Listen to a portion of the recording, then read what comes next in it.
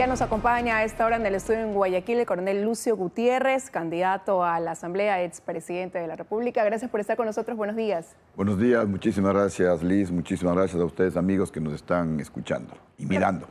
Analizar algunos temas con usted y quiero empezar, coronel, con sus propuestas, ¿no? En caso de llegar a la Asamblea Nacional, muchas de ellas giran en torno al tema de seguridad. Usted propone algunas reformas, dice usted, a la Constitución y también un cambio de leyes. Por ejemplo, es partidario de dar paso a la cadena perpetua. ¿En qué casos, por ejemplo? Definitivamente sí, ecuatorianos. Yo sé que hay muchos problemas que tenemos los ecuatorianos, pero por lo menos las tres más grandes o más graves prioridades son, primero, enfrentar con mano de hierro a la delincuencia, al desempleo, que es otro problema gravísimo que tenemos en el Ecuador, y a la corrupción. Y nosotros pretendemos, siguiendo todos los procedimientos respectivos, eliminar el artículo 416, numeral 6 de la Constitución de la República, que permite la ciudadanía universal.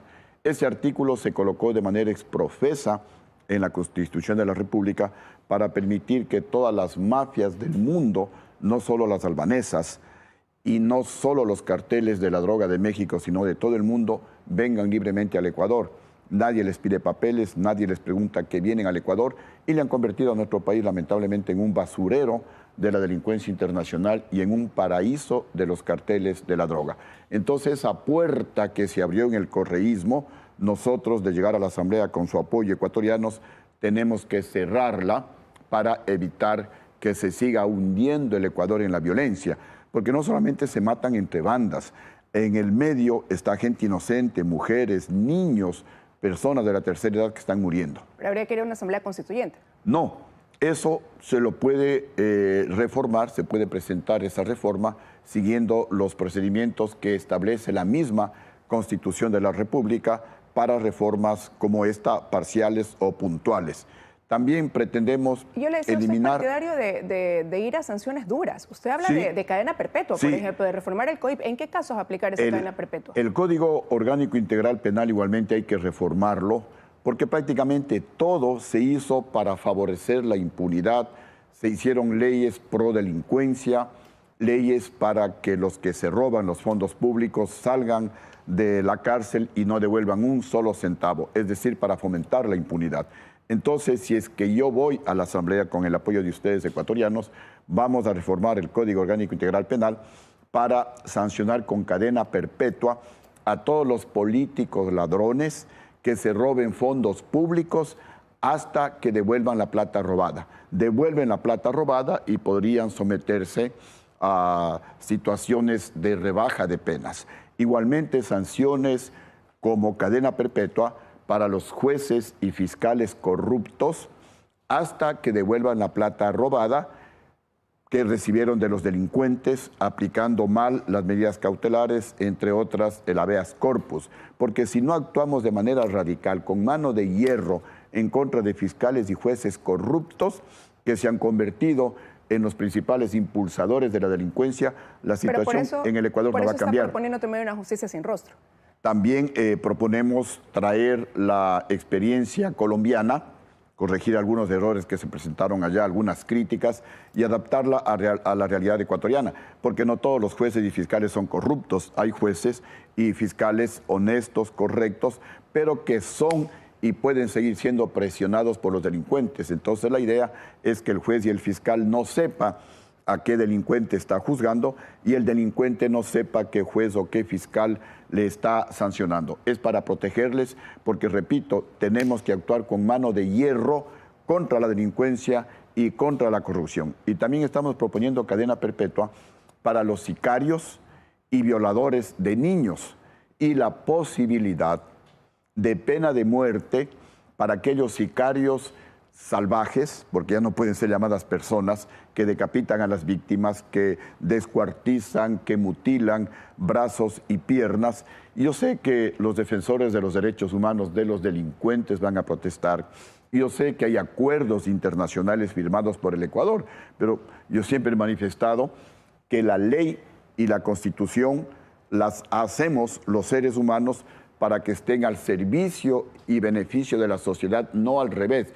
Y si es que alguna ley algún convenio internacional, se están oponiendo al bienestar, en este caso del país, pues tenemos que cambiarlas, tenemos que modificarlas. Este gobierno le ha dado su respaldo a la policía y a los militares para el uso progresivo de la fuerza, dicen, han dado su reporte, hay abatidos delincuentes, dicen ellos, y hasta ahora pues ningún elemento de la fuerza del orden judicializado. Pero sin embargo usted dice, vamos a hacer también reformas al uso progresivo de la fuerza. ¿Qué otros cambios? Lo que queremos es darle inmunidad a los militares y policías en el combate, debe eso estar claramente definido, encuadrado, limitado, en el combate contra la delincuencia, para que posteriormente no haya retaliaciones ni políticas ni jurídicas. No nos olvidemos, ecuatorianos, que en el correísmo se premió, se indemnizó y hasta me parece que les dieron pensiones vitalicias a delincuentes que asesinaron, que secuestraron, que se robaron fusiles de los cuarteles militares y policiales, y los militares y los policías están enjuiciados. Entonces, eso no puede volver a repetirse. Queremos que los militares y policías estén tranquilos, que sepan que cuando actúan en operaciones antidelincuenciales no van a tener ninguna retaliación política. Es una comparación como cuando los militares vamos a la guerra y eliminamos a los que quieren invadir el territorio nacional. A nadie se le ocurre después juzgar a los militares. En algunos casos más bien felicitan a los militares y hasta les condecoran. Hoy, ecuatorianos, estamos en una guerra interna en el Ecuador, en la que enemigos de la sociedad están eliminando y muchas veces a gente inocente, a niños, a mujeres, a personas de la tercera edad. Entonces los militares, que por constitución tenemos que defender la soberanía nacional, y la soberanía nacional, según la misma Constitución, radica en el pueblo. Entonces, si hay que eliminar a esos enemigos de la sociedad, pues hay que hacerlo, y para eso es lo que dentro de las operaciones antidelincuenciales nosotros queremos darles inmunidad en esa guerra interna. Que quede muy claro, en operaciones contra la delincuencia, si algún militar, algún policía usa su arma porque alguien le insultó, porque alguien le chocó el vehículo, pues en ese caso se somete a la justicia normal. Coronel, y si bien hay otros temas, sin duda todos se apalanca o su mayoría en el tema de seguridad, que es la principal preocupación de los ecuatorianos, pero sin duda alguna lo otro también preocupa, ¿no? Y esto, en esto gira básicamente el plan también macro del candidato que usted respalda para la presidencia de la República, Jan Topic. Así es. Pero ya hoy ese discurso, hay muchos que lo califican como monotemático y eso de ahí le podría estar pasando factura según lo reflejan las encuestas. Ya hay quienes consideran que eso pudiera estarle poniendo un techo dentro de este proceso electoral. Bueno, justamente nosotros, dentro de este proyecto de cambio radical en el Ecuador, no solamente que atacamos con mano de hierro a la delincuencia y a la corrupción, sino también queremos desde la Asamblea Nacional, convirtiéndole en un equipo de trabajo a la Asamblea Nacional, colaborar con el presidente de la República, con quien también queremos conformar un equipo de trabajo para crear empleo, porque la delincuencia no se va a reducir si es que no generamos empleo. La mejor herramienta para reducir la delincuencia es justamente generar empleo. De ahí que proponemos algunas leyes, como por ejemplo, convertir al Ecuador en un centro financiero internacional.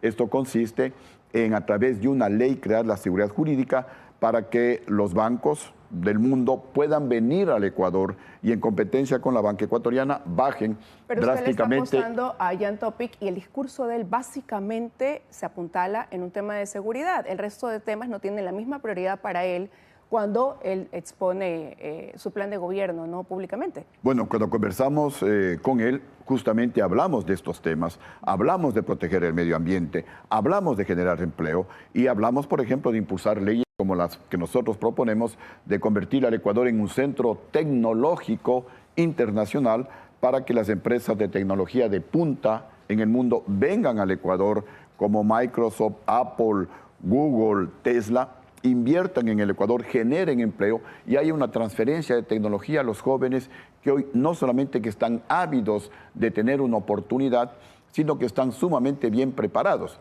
También queremos convertir al Ecuador en un centro logístico internacional, hacer una inmensa bodega virtual tipo Amazon para que todo lo que se produce en el mundo y lo que se produce en el Ecuador se distribuya a los 5 continentes. Y también porque todo es mirar qué pasa en el mundo. ¿Qué está haciendo Costa Rica? Costa Rica tiene tecnología de punta que está invirtiendo en Costa Rica. Nosotros queremos aumentar ese espacio. ¿Qué está haciendo Colombia? Allá aprovechan y utilizan la economía naranja. ¿Qué está haciendo el Perú? Están impulsando su gastronomía. Entonces nosotros queremos, imitando a Colombia, imitando al Perú, convertir al Ecuador en un centro cultural, turístico y gastronómico internacional, para apoyar a nuestros artistas, para tener nosotros también premios Grammy como tiene Colombia. Colombia tiene artistas como Shakira, como Vives, como Juanes, etcétera. Aquí en el Ecuador hay igual talento, falta apoyo. Nosotros hicimos... también sobre, y perdón que lo interrumpa, pero el tiempo también se nos hace corto. Quiero preguntarle su opinión sobre lo que ha generado también críticas en estas últimas horas, y es este video del candidato Jan Topic junto a Pedro Freile en una entrevista fumando un cigarrillo de CBD. Él ha dicho que quería establecer la diferencia, ¿no?, de este compuesto, y que acepta que cometió un error, que no era la manera. El abogado Jaime Nebot, líder del Social Cristiano, ha dicho, lo calificó como una broma. ¿Usted cómo lo califica? A ver, nosotros impulsamos todo lo que sea generación de empleo.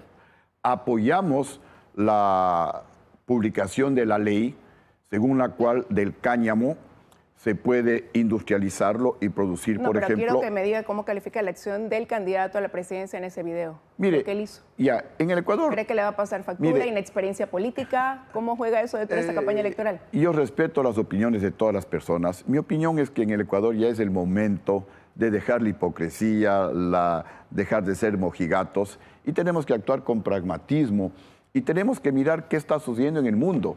El uso del cannabis se lo ha regularizado en Holanda, en Canadá, en 22 estados de los Estados Unidos, en Uruguay, para hablar de un país más cercano. Fue un acto natural, él fue auténtico en hacerlo. Bueno, eso él tendrá que responderlo. Nosotros impulsamos la regularización del cannabis. ¿Por qué?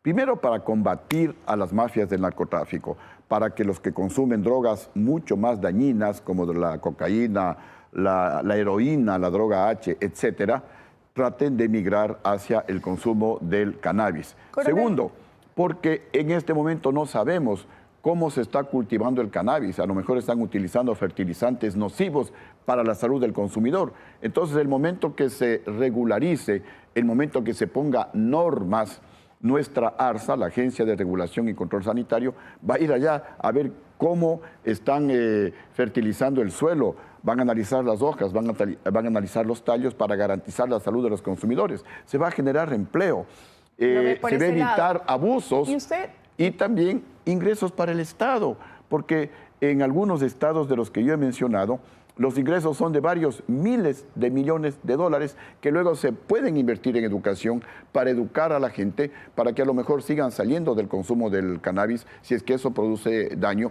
Y repito, es regularizar, es poner normas en cuanto a la edad, en cuanto a sitios en donde se puede consumir. Puede ser, por ejemplo, los café shop, quienes pueden vender, a lo mejor farmacias, tiendas naturales, es decir, el Estado entra eso a controlar y deja de ser clandestino, y con esto se evitan abusos. No nos olvidemos lo que sucedió con el alcohol. Cuando era clandestino, las mafias usaban y abusaban. Ahora, pues, el que quiere consumir alcohol, consume; el que no quiere, no lo consume. Coronel, en 30 segundos, usted, 18 años después, respalda al candidato que auspicia el partido que lideró marchas de protesta que después terminaron con su salida de Carondelet. Bueno, ecuatorianos, el golpe de Estado lo dieron los generales del mando militar del año 2005. Ya dejémonos de, asimismo, hipocresías. Los golpes militares en el Ecuador y en el mundo dan los generales. Y con nombres: el vicealmirante Víctor Hugo Rosero Barba, jefe del Comando Conjunto. ¿Y quién las lideró y quién las encabezó? Pero ni comparación... Las marchas de protestas, ¿no estuvo también el partido socialista en su momento de transición? Sí, pero ni comparación con lo que hubo, por ejemplo, en contra de Rafael Correa cuando se sublevó la policía, se sublevó parte de la Fuerza Aérea, parte del Ejército. Ni comparación con los 12 días que el país estuvo paralizado en el gobierno de Lenín Moreno. Hubo, creo que, 14 muertos. Ni comparación con lo que hubo con Guillermo Lasso, 18 días del país paralizado, como 7 muertos. Con Lucio Gutiérrez el país no se paralizó un día. El gobierno de Lucio Gutiérrez, lo dicen los organismos estatales, es el mejor en cifras de toda la historia del Ecuador. tanto en la parte económica como en la parte social. ¿Por qué le tumbaron a Lucio Gutiérrez? Hoy pueden haber Porque soy el único coincidencias. que encarcelé a 5 banqueros, soy el único presidente que recuperé más de $1.000 millones que se robaron esos banqueros cuando congelaron el depósito de ustedes en los bancos. Porque Lucio Gutiérrez es el único que en lugar de condonar deudas a los más ricos, yo incauté bienes, entre ellos al hermano de León Febres Cordero. Eso es lo que irritó a la oligarquía, se levantó la bancocracia, compraron a los generales traidores del mando militar del año 2005, me quitaron el respaldo, se cayó el gobierno, los banqueros salieron libres, devolvieron todo lo que habíamos incautado y no han vuelto a recuperar un solo dólar más de la plata robada. Gracias, en todo caso, haber estado con nosotros. Habrá que preguntarle a los socialcristianos quienes han calificado como el peor error histórico el golpe contra Lucio Gutiérrez. Sin embargo, yo viro la página y hoy más bien convoco a la unidad para sacarle adelante a nuestro querido país. Muchísimas gracias. Gracias a usted por habernos acompañado esta mañana. Coronel Lucio Gutiérrez con nosotros.